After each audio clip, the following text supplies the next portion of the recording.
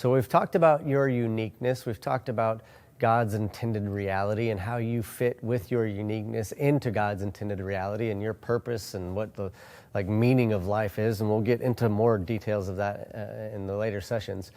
But I want to take a minute to talk about this idea of the divided self.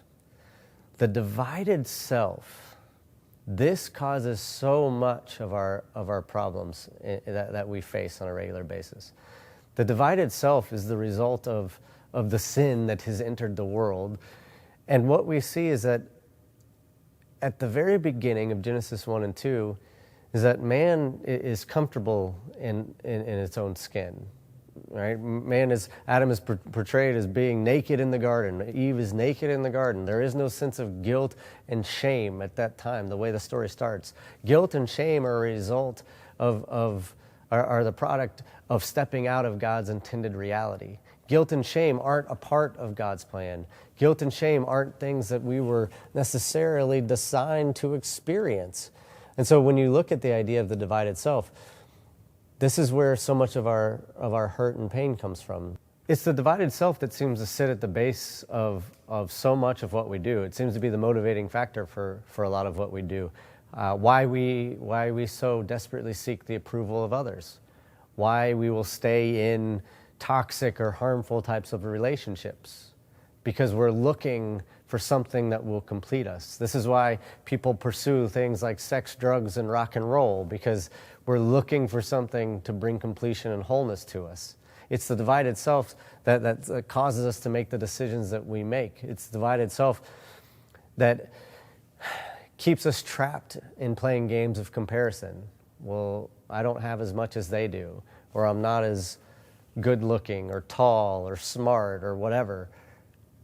And so then we take these steps in our lives to try to figure out how we can overcome this in order to become at one with ourselves, or in order to be okay with ourselves. This is why people make modifications to their bodies. This is why we add tattoos, anything. So much of what we do is driven by the divided self, because ultimately what we're looking for is the sense of oneness. You know, one of the big passages in the Hebrew text, in the Hebrew prayers, it's known as the Shema, which is in Deuteronomy 6, chapter 4, and it says, "Hear, O Israel, the Lord your God, the Lord is one." We are made in the image of God who is one. And so when we talk about this idea of shalom, about completeness and wholeness and unity and fulfillment and oneness, that's a picture of who God is. The story of creation is a picture of who God is. The Lord is one. So us being made in the image and likeness of God, we have this natural draw, this thing that is pulling at us, that is tugging at us, to look for that sense of oneness within ourselves, which is why we pursue these other things. Because of sin, because of our decisions, because of the mistakes we've made, we have divided the self in such a way that we no longer are at one. We've stepped out of the order. We've stepped out of the hierarchy that God has created for us, God's intended reality. And so what we're looking to do, especially like through Jesus, through repentance, through returning to God's intended reality, the thing that will really satisfy, the thing that will really appease the divided self is the ability to be at one with the self. And that's the beauty of the invitation of Jesus.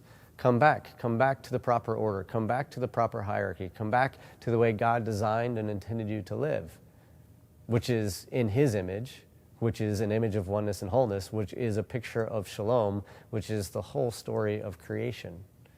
So what is it that we're all looking for? We're all looking for this sense of being comfortable in the self, of being okay with who I am, of not playing the comparison game, of getting to a place of confidence and security in my own identity. And that identity, that fullness of our identity, that oneness is going to come from that relationship with God and understanding that God is in fact love and has created you to be this unique being, and so that you can live, again, the life that God created you to live and the life that Jesus invites you into, which is life to the fullest.